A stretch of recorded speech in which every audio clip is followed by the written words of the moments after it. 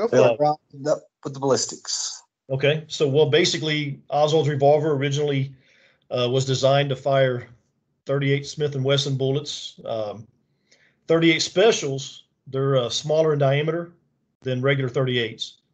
Okay, the barrel was shortened to 2 inches. I think you guys know that. All 4 bullets taken from Tippit's body and the revolver, the barrel of the revolver, this is all through ballistic testing, had 5 lands and 5 grooves with a right twist. Even if they couldn't conclude that the bullets definitely came from that revolver, even though one expert did conclude that one bullet did come from that revolver, but setting that aside, the bullets had 5 lands and 5 grooves with a right twist, which is the same characteristics of the revolver's barrel. And also they fired test bullets out of that revolver for comparison purposes, and bullets from Tippit's body had similar scratches as did the test bullets. Bullets from Tippit's body had signs of gas erosion. Now, gas erosion is caused when propellant escapes between the surface of a bullet and the inside of the barrel. Now, this happens when the bullets that travel through the barrel are too small than the barrel itself. So this 38 special, being a smaller bullet in diameter than the 38, allowed this propellant to escape between the surface of the bullet and the inside of the barrel, because basically these bullets had the bullets had signs of gas erosion on them.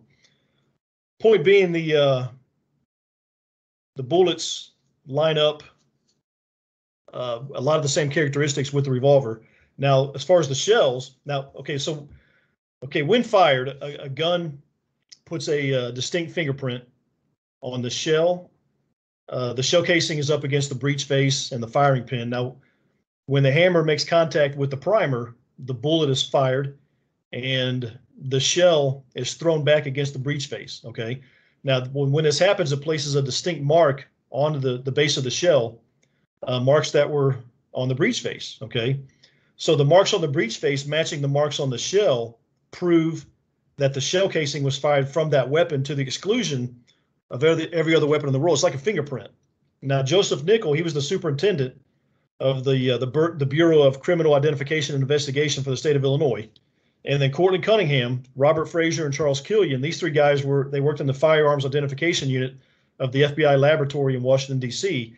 All 4 of these men examined the shells found at the Tippit scene, and they, with comparison shells fired off from the revolver, and each expert, independent of each other, determined that the shells were linked through ballistics, to the exclusion of every other weapon in the world, to Oswald's revolver. So the ballistics, you could throw witnesses away. The ballistics prove that the revolver taken from Oswald in the Texas theater fired at least 1 bullet, if you listen to Nickel, and all 4 of the shells came from that revolver. I don't know, Matt's probably going to attack the ballistics by challenging the chain of evidence of the shells, but that's just going to be a bunch of nonsense. It doesn't change the fact that these shells were linked to the revolver, to the exclusion of every other revolver in the world. Yeah, I'll respond to all of this in my closing argument. Okay. Okay. All right. If you're going to respond to the chain of custody in your closing argument, I'll be there. Yes. Okay. Then let me just say real quick then that, okay, so 4 shells were found at the scene. If the Poe shells were shells 1 and 2 that he turned over to Gerald Hill, then the Barbara Davis shell is shell number 3, and the Virginia Davis shell is shell number 4. Yep. So shell number 3 was found by Barbara Davis around 2 p.m. and it was recovered by Captain George Doty of the crime lab. And Doty marked the shell and put it with the 2 Poe shells. Yep. The FBI came out and interviewed Doty in June of '64, and he positively identified Q76. The shells were labeled by the FBI Q74, Q75, Q76, and Q77. So Doty positively identified Q76. This is one of the shells found at the scene. It was the shell found by Barbara Davis, which he retrieved and marked, and he was shown all 4 of the shells.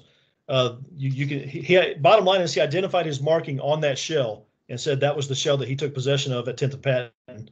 And then shell number 4 was found by Virginia Davis. And then once authorities had already left the scene, and Barbara Davis called the police that evening to report the shell that was found about 5 feet away from the shell she found.